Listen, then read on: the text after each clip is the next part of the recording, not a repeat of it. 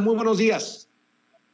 Hola Vicente, muy buenos días. Saludos a ti, al auditorio, a todos los que estén de acuerdo o no con mis opiniones, pero de nuevo agradecida que estos espacios existan hoy en México y en general en el mundo, porque mucha gente nos ve también de otros países.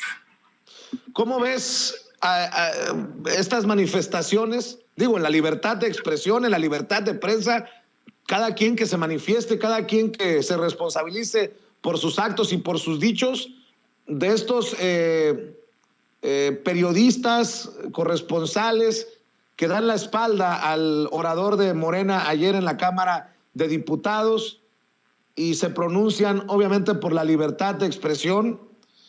Hoy en esta situación que ocurre en la mañanera, y yo decía, esto venimos arrastrándolo desde hace tiempo. Yo no vi esta misma solidaridad cuando Álvaro Delgado, delante de Peña Nieto y delante de los López Dóriga, de los Ciro, que le aplaudían a Peña Nieto, sacó su manta y pedía ni uno más. Desafortunadamente, pues sí ha habido muchos más, querida Lina. Así es, lastimosamente, el asesinato de periodistas sigue ocurriendo en medio de toda una trama, ¿no? Bastante complicada de descifrar y donde hay bastantes responsabilidades. Una de ellas, y directamente uno de los culpables, tendríamos que estarlo señalando todo el tiempo, es el expresidente Felipe Calderón, que empezó esta mal llamada guerra contra el narcotráfico y que hasta el momento sigue causando consecuencias dentro de este país.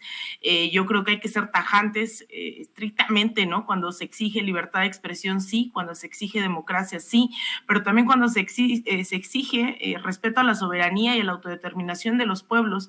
Y a veces a algunos periodistas, ¿no? Se les olvida que todo lo que dicen está sumergido dentro de estas lógicas políticas, sociales, y que no son ingenuos al momento en que despotrican o cuando hacen pseudoinvestigaciones con fines políticos, ¿no? Y ahí es cuando deberíamos de poner todo el tiempo sobre la mesa esto de la libertad de expresión, porque yo lo he reiterado en múltiples ocasiones, en nombre de la libertad de expresión, en nombre de la democracia, en nombre de la libertad y los derechos humanos, ha corrido mucha sangre.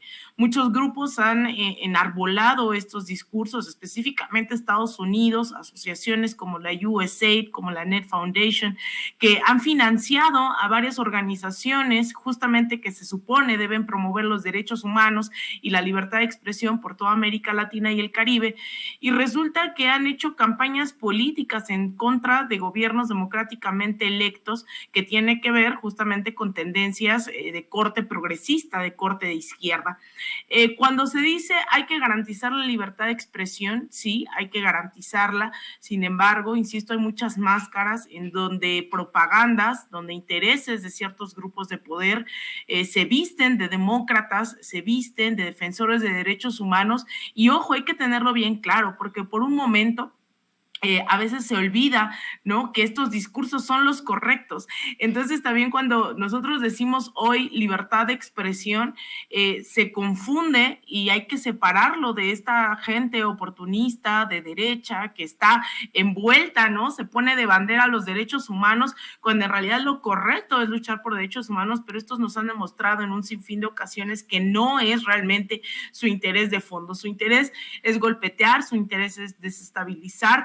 Y eso es bien peligroso porque dentro de la sociedad entonces se crean estas imágenes de si el presidente está o no a favor de los derechos humanos o de la libertad de expresión, cuando en realidad hay muchos más componentes que solo una declaración que si es blanco o negro.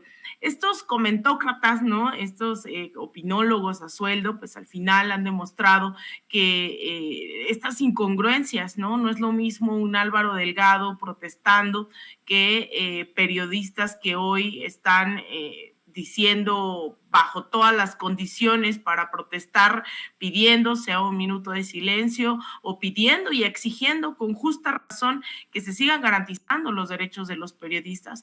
Las condiciones son brutalmente distintas y eso no significa, insisto, que no vamos a pedir justicia, sino que en esos matices que se pierden, al final está la carnita del debate, ¿no? Y al final esas condiciones son las que tenemos que seguir garantizando.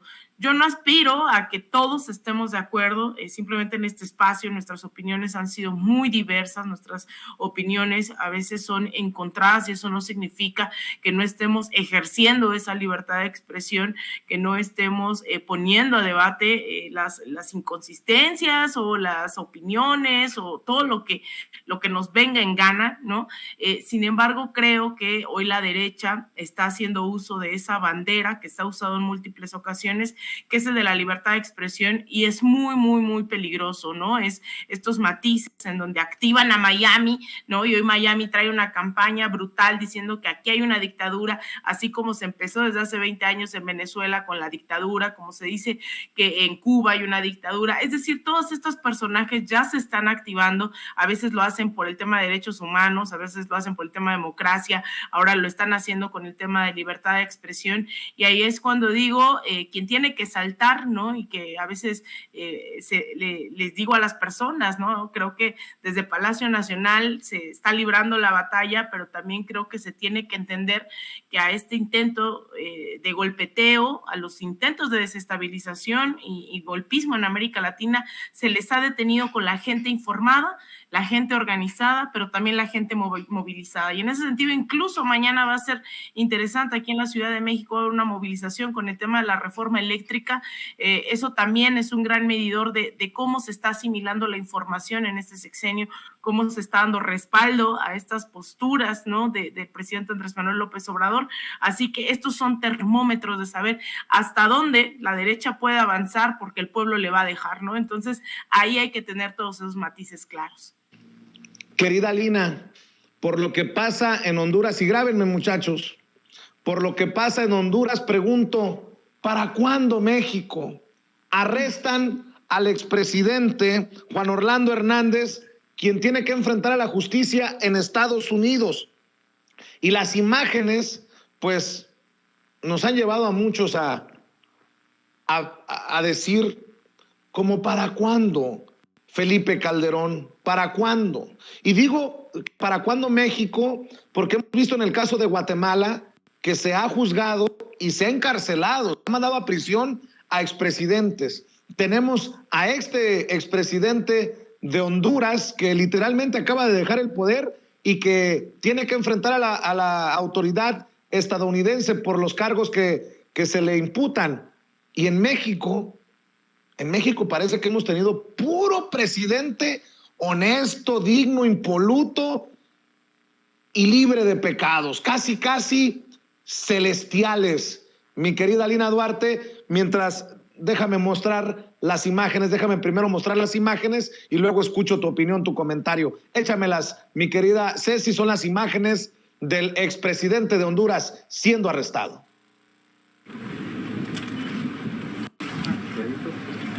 Abre la puerta. Se podría hacer un registro. Un registro con protocolo que utiliza en la lista.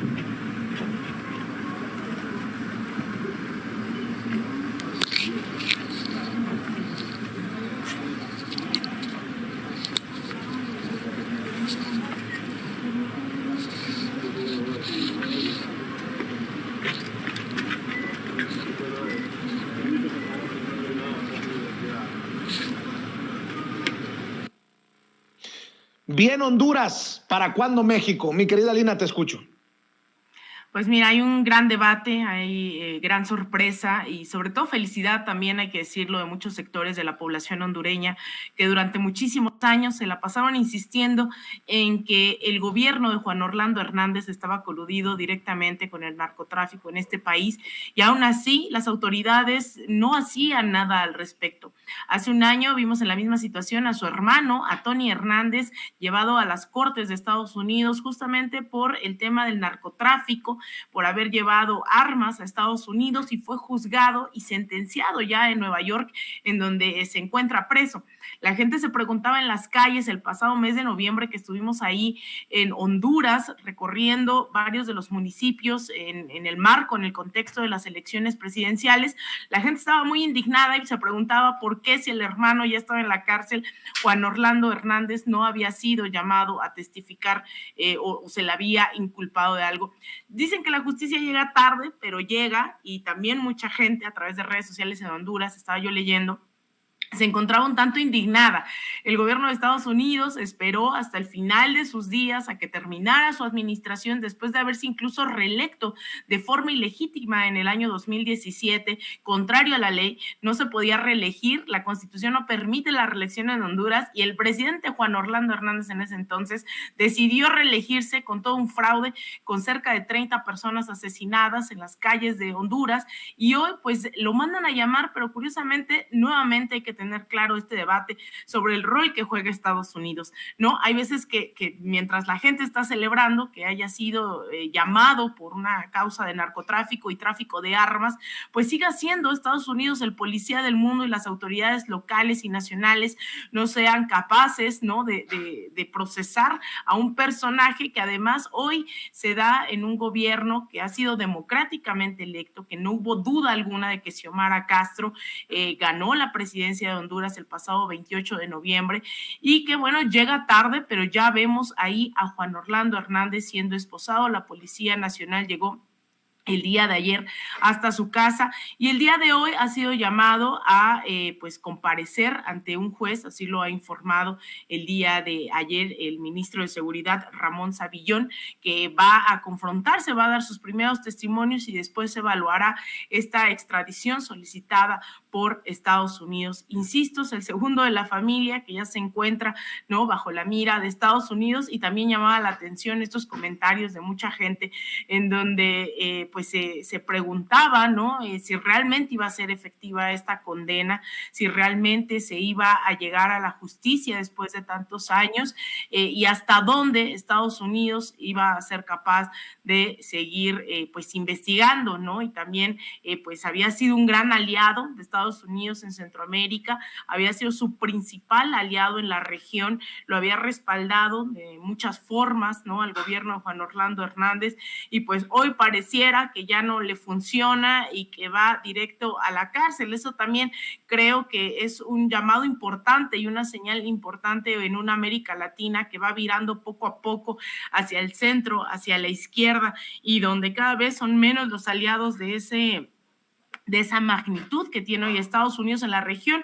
Chile, que pues ya en unos meses, en un mes y medio, estará llegando ya al gobierno Gabriel Boric, pero era un gobierno de derecha aliado de Estados Unidos, el de Chile, de Sebastián Piñera, y también pues Colombia con Iván Duque, que en los próximos meses también se enfrentarán, en mayo se enfrentan a las urnas, irán a las elecciones en Colombia en unos meses, y también todo indica que el candidato que va a la delantera es Gustavo Petro, del Partido Colombia Humana y de la coalición Pacto Histórico, y que pues Estados Unidos estará cuestionándose cómo va a seguir esa alianza en el principal aliado de Estados Unidos en todo el continente, y donde tiene varias bases militares por la cercanía con varios de los países, sea Brasil, sea Venezuela. Así que creo que también es un mensaje geopolítico de hacia dónde puede virar el continente, y de que no es cualquier cosa que hoy Estados Unidos esté pareciendo que aplica la ley de seguramente algo que conocía de tiempo atrás, Vicente. Y Dalina, para cerrar, y agradecerle también la paciencia al maestro Paco Cruz, que ya está en el sistema, el maestro Paco Cruz, autor de García Luna, El Señor de la Muerte. Vamos a hablar de las maquilladas cifras en tiempos de Calderón. Pero, Alina, para cerrar, déjame regresar al tema de los ataques a periodistas, asesinatos de periodistas, amenazas a periodistas, y de cómo algunos personajes se cuelgan de esta situación para el golpeteo político contra Andrés Manuel López Obrador. Hablabas del papel de Estados Unidos, y ojo que esto que dijo el presidente no es poca cosa. Hace una crítica a Jorge Ramos, el conductor estrella de Univisión, y digo que no es poca cosa porque acaba de aprobarse, se le acaba de dar luz verde a la fusión de Univisión y Televisa, y creo que no estoy equivocado si pronostico que vamos a ver mucho más de Jorge Ramos y León Krause, el hijo de Enrique Krause, conductores de noticieros en Univisión acá en México. Y el presidente, incluso, entre las cosas que hoy estuvo con la espada desenvainada, el presidente dijo que entre los personajes que deben transparentar sus finanzas, sus ingresos, es uno de ellos es Jorge Ramos. Bueno, el presidente critica a Jorge Ramos por colgarse de este tema y publicar un tuit que nosotros también hemos criticado aquí en Sin Censura. Vamos a ver y escuchar al presidente Andrés Manuel López Obrador y ya me das tu opinión acerca del papel de Estados Unidos, los medios desde Estados Unidos para buscar incidir en la política mexicana. Eso es lo que dijo el presidente. El periodista famoso que está en Univisión, uno de los que estoy pidiendo que dé a conocer cuánto gana, ¿sí? Y le contestó otro, no sé si periodista o ciudadano, sobre qué hacía él, qué había hecho él. Entonces es distinto, porque esa es la utilización del dolor ajeno. Eso es una manipulación.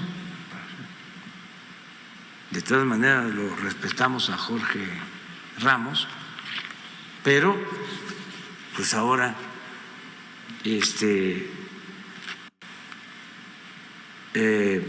pueden utilizar estos lamentables casos de asesinatos de periodistas. Bueno, lo que Fabricio mencionó, para atacarnos. Bueno, así lo dijo el presidente Andrés Manuel López Obrador sobre Jorge Ramos. Y es que Jorge Ramos escribió en el periódico Reforma: nos están matando a todos. La columna sobre cómo el gobierno de López Obrador está en camino de convertirse en el más letal para periodistas y para todos los mexicanos. No podemos aceptar como normal tanta muerte. Y también escribió en inglés una columna, Jorge Ramos, que dice precisamente sobre este tema, que México se ha convertido en el país más peligroso para ejercer el periodismo. ¿Cómo ves? Buscan incidir desde el extranjero también en este tema, y me llama mucho la atención que Jorge Ramos hable de periodismo independiente cuando él tiene todo menos independencia en Televisa. Dice: here is my column about the killing of journalists in Mexico. It is one of the most dangerous countries in the world to be an independent journalist, and most crimes against the press go unpunished. Uno de los países más peligrosos para ser un periodista independiente. ¿Y de qué habla él? ¿Por qué se sube a esta ola si él no es independiente? Salvo que tú me corrijas y me digas otra cosa, querida Lina. Pero ¿quién es Jorge Ramos, no? ¿Y con qué autoridad hoy viene a hablar de ese periodismo independiente cuando sabemos que también gana miles de dólares, ¿no? A través, y que justamente pues esta fusión de Televisa con Univisión lo único que nos hace creer es que pretenden ser este gran monopolio, ¿no?, de la información, y sobre todo qué peligroso, porque nuevamente se está tratando de llegar no solamente a la comunidad en México a través de Televisa, sino Univisión, que pues también llega a un gran sector en Estados Unidos, y que un poco esa es la apuesta, ¿no? Intrínsecamente hablando de un proyecto como Latinus, el hecho de crear estas narrativas dentro de grandes sectores, sobre todo no es coincidencia en Estados Unidos, que tengan la capacidad de legitimar sobre todo agresiones a gobiernos democráticamente electos. Jorge Ramos, durante los últimos años hemos visto que no necesariamente se ha de dedicar se ha dedicado a cuestionar al mismo gobierno de Estados Unidos. En ese momento se hizo famoso por haber cuestionado a Donald Trump, recordaremos, lo sacaron de la Casa Blanca. Sin embargo, ha vivido durante los últimos años cuestionando lo que ocurre, por ejemplo, en Venezuela, no ha quitado el dedo del renglón, incluso hizo un libro de esta entrevista donde Nicolás Maduro, y que pues ahí está en línea, ¿no? La pueden ver, le dice como tú no eres un periodista, no eres un provocador, no voy a caer en tus provocaciones. Y llega con esta actitud, ¿no? Hablando de dictaduras, hablando de derechos humanos, de presos políticos, en donde se les dice, bueno, vamos a contrastar la información que tú tienes con otras informaciones, pero al final, pues, ¿quién es Jorge Ramos? Sino justamente este periodista que se dedica a generar esas expectativas a nivel internacional sobre las narrativas que ellos están decidiendo, y además esto resulta un buen negocio porque tienen no nada más a sus voceros dentro del periodismo, tienen a sus voceros dentro de organizaciones de derechos humanos, entonces unos hacen eco de los otros datos y entonces citan a Human Rights Watch, ¿no? Para darte informes en contra de ciertos gobiernos. Es decir, hay un ciclo de las narrativas imperialistas que sí tienen un objetivo claro, que es deslegitimar a ciertos gobiernos, sobre todo, insisto, de corte progresista. Y vienen los ataques de Miami, que yo no dejo de poner el dedo sobre el renglón. Miami ahorita está desatado con el tema de Loret de Mola, con el tema de las empresas españolas, están todos los días hablando en contra del gobierno de México y de la democracia y los derechos humanos y una dictadura, ¿no? En este país. Entonces ya están arrancando, y claro que un personaje como Jorge Ramos pues les cae como anillo al dedo, ¿no?